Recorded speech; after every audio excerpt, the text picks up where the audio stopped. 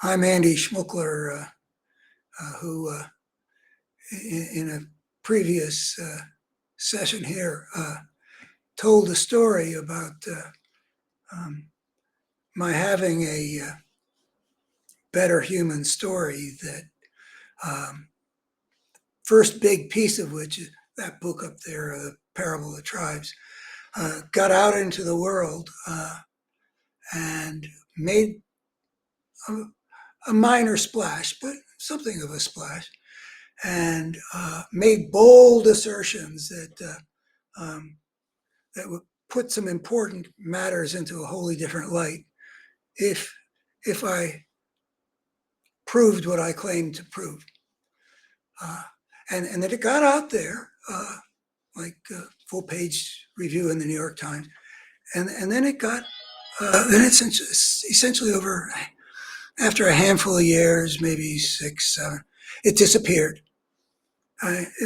Some people took it in, but basically it was an idea that I thought would, like sweep the world. I mean, it was just so transformative a vision for me to see what had happened to the human species that I just assumed that people would respond that way, and I did get it out there pretty well, and then it disappeared without anybody ever refuting it in the least or laying a glove on it, is a phrase I like to use. I mean, it was just, I claim to have proved some things, and people neither show that I hadn't, nor said, "Oh yeah, you did." So now our vision of the human situation has been appropriately changed, because I think it has a major impact. Nor were they struggling with it, like, is it right or is it not right? Just ignored it. So um, I've puzzled. I mean, sometimes I've wondered, geez, am I overestimating what it is that this thing is? And I keep on having to decide, no, that's not it. Then the question has been, well, what happened? What happened? What does it tell us about our situation in today's world that that idea could get out there, have all those profound implications if the assertions were shown to be valid, and then not be dealt with. I've put forward one idea. Let me just confess. I think the question's really a big one. It's certainly big in terms of my life, but even more than that, it's just, it's not what I grew up believing could happen. And I remain puzzled, but I've got a couple of ideas that are probably some piece of things. So one of them that I articulated in a previous conversation here was that our society's, our culture's way of thinking about things is not big picture at this juncture. And I contrasted it with the way American thinking culture operated when I was growing up. Back in the 50s and the 60s, I talk about there were important big picture systems of thought, one from Marx and one from Freud, both of which had major presence, and people used what they were saying. Some people challenged what they were saying, but it was out there. It wasn't being dealt with like what I had put out there was dealt with. And it was a part of the whole cultural conversation. You can even see it in the movies. Some movies you see Marxist influences. Some movies you see Freudian influences. Well, here we are, however many years later, and they have fallen away from that kind of a powerful place in the system. But, and for some good reasons, I've spent 200 pages in my dissertation refuting both those guys on one thing or another. But the thing is, there isn't any other perspective on the human world in the sense that Freud and Marx's thoughts provided perspectives on the human world. I don't think there's anything out there now that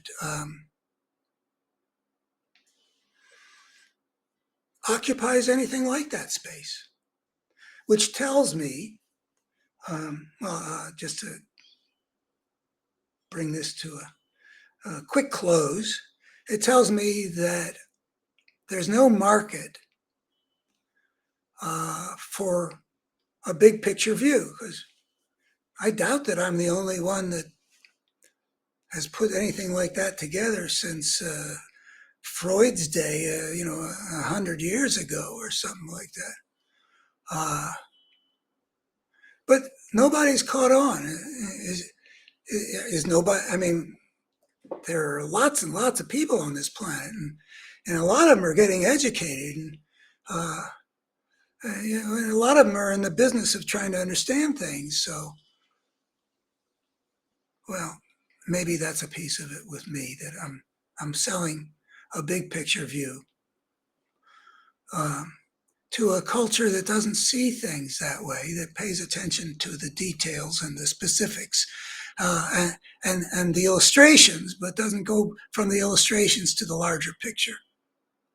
And I'm big on seeing things whole. That is one of the vital things that's required, is to see things whole. If we don't, we won't understand the nature of what we're up against. And that's true both in terms of the destructive forces that I say that I can show how they operate and where they originate. It's also true at the level of our society. There is a battle going on in the human world, the outcome of which I think is just simply in doubt. There's one set of forces that I claim to be able to show is a coherent force that consistently works to make things worse in the human world. I think I can show that. And then there are forces that move things toward being better, toward meeting human needs, toward human fulfillment, toward whatever is life-serving.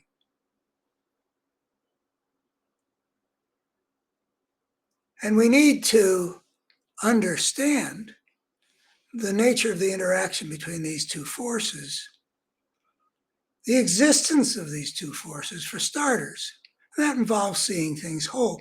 And for example, in the United States, in the past 20 years, I've been trying my best to get the parts of America that are not operating in a traditional religious perspective to see that a coherent force that consistently works to make things more broken is a good description of what's taken over the Republican Party since the time of Eisenhower and even Reagan and the first Bush, until now it is the party of Trump.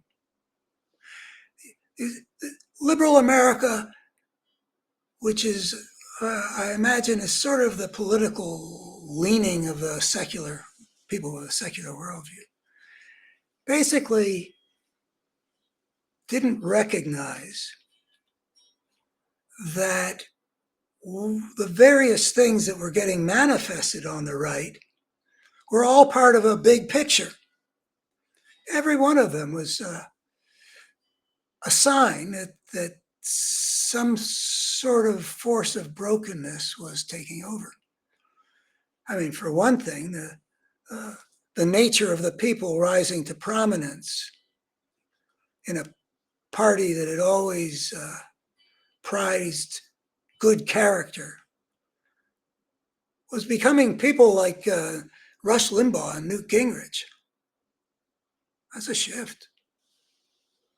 And then their positions on every policy issue was getting more and more. So you couldn't find any place where they were making things any better. In fact, it was getting hard to find places where whatever the Republicans were doing on any particular dimension of things or issue wasn't making things worse. Issues like what they were doing on climate change, issues like what they were doing to the relationship between the races in their response to, say, Black Lives Matter, on the relationship to whether the Constitution is going to continue to order this society, so that we're playing by the rules instead of moving into the direction of political violence and fascism and power seized by force. Wherever you looked, it was broken. But you had to put the pieces together to see there is a consistent thing emerging here.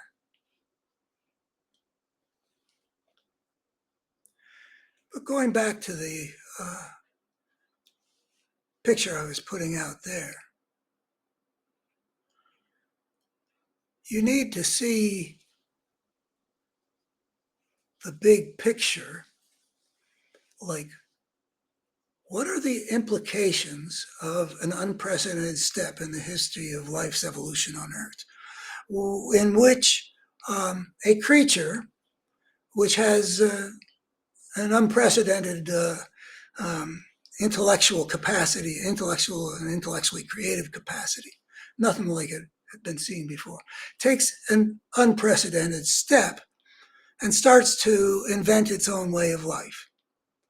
So that whereas forever they'd been confined to a niche in which they were evolving, now they were changing the size, the structure, the means of subsistence, the kinds of organizations, the levels of population, the possibilities of control, all kinds of things were sort of busting out of limits. That's the step onto the path of civilization. It doesn't look like a minor step, does it? All of a sudden, that you have something in nature that emerges from the natural order, and it's creating entities, civilizing societies, and a system, meaning the interactive system of civilized societies, which has not been shaped by natural selection, which has been the whole ball game, at least from within the living system. It's been the whole ball game for 3.5 billion years. Whatever can pass its DNA into the future. This ain't DNA. It's being made by something that was shaped by DNA, but it ain't DNA. It's something new. And not only is this life form capable of going in all kinds of directions that have not been vetted by any process that chooses life and viability for the long haul.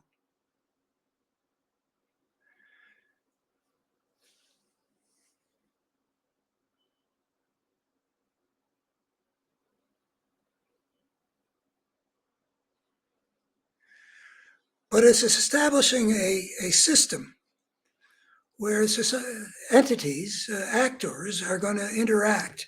Actors that are of great variety, we may say, are going to have to interact. And there's nothing there to govern how they're going to interact. So anyway, I can show that when you get to that point where you're dealing with anarchy of this unprecedented kind of disorder in the history of life, there are big implications. But you got to put the pieces together. And I try to show in a step-by-step argument that there's no way out of the conclusion that